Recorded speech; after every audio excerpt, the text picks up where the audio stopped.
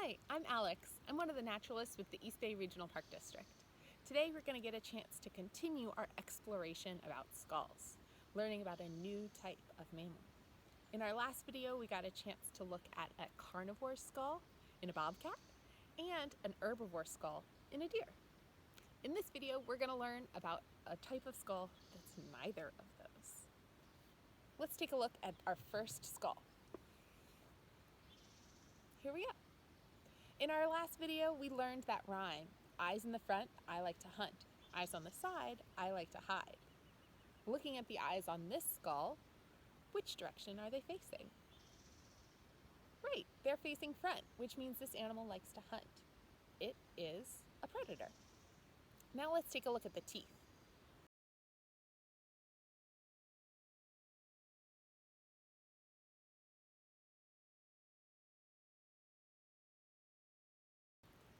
Those teeth in the back are very flat, meaning that it can grind plants.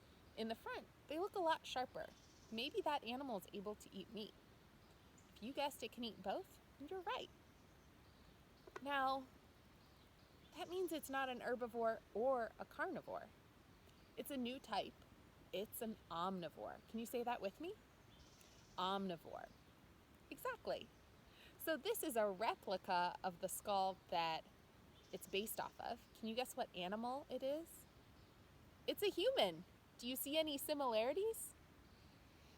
Now, that means that if you want to get a closer look at those teeth or the direction that the eyes face, you can look in a mirror or ask one of the other people in your house if you can take a look at theirs.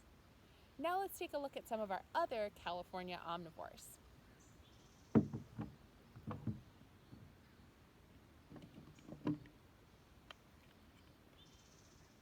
Here's one of our other omnivores. Let's take a look at those eyes. You can see that the eye sockets are still facing forward, although it's a little bit harder to tell on this skull than our last one. Eyes in the front means it likes to hunt, so let's take a look at those teeth.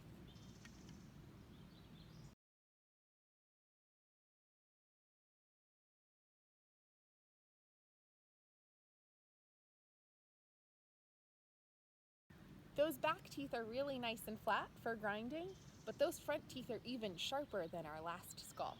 That means it's going to be really good at eating meat. But it's an omnivore too. It eats both plants and meat.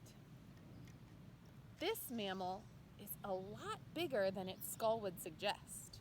It's got a lot of fur and fat that helps make its head a lot bigger. This one is our California black bear. Pretty cool, right? Now let's take a look at one more of our California omnivores.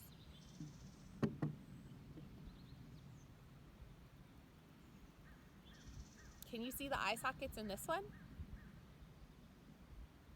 They're facing forward again, meaning it's a hunter. Let's take a look at those teeth.